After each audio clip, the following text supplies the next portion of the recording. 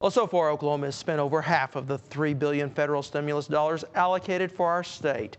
Money that has certainly come in handy, whether or not you agree with the policy surrounding it. I sat down with Jim East, the former Tulsa Tribune editor and writer turned consultant, who is now working to attract stimulus dollars into our state. Jim, where would we be if Oklahoma had not received the federal stimulus and recovery dollars? The budget crisis that we are going to face next year with the FY11 state budget is not going to be as bad because of stimulus. It has helped us tremendously in this current budget year. So in effect, we've been putting off the inevitable. It gave us a huge cushion as it relates to the recessionary activities that are going on in the country.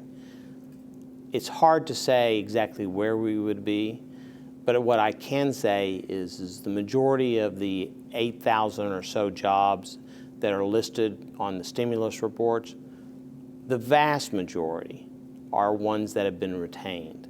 So if they had not been retained, I'm not an economist, so I can't tell you what the unemployment rate would be if those people had lost their jobs, but it would definitely be higher than what we have today.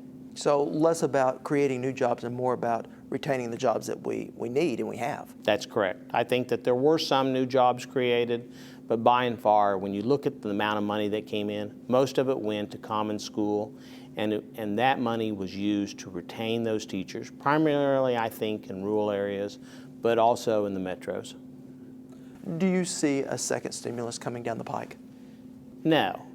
It's possible, but I think that because only about a fourth of the current stimulus bill has actually been allocated and spent, we're so far away from finally dispersing that money, I can't understand why we would go to a second stimulus.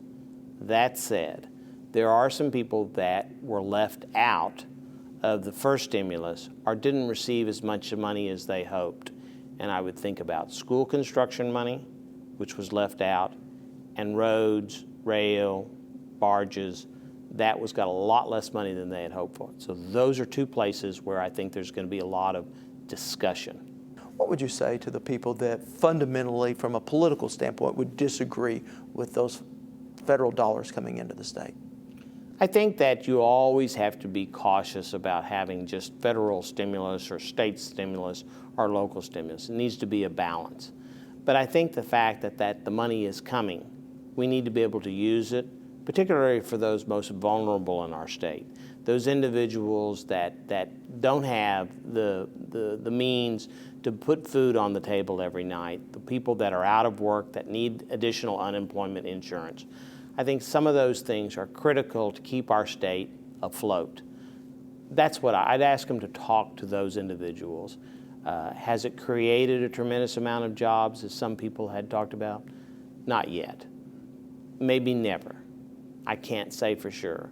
But I know it's had a huge impact on some of those most vulnerable in our state.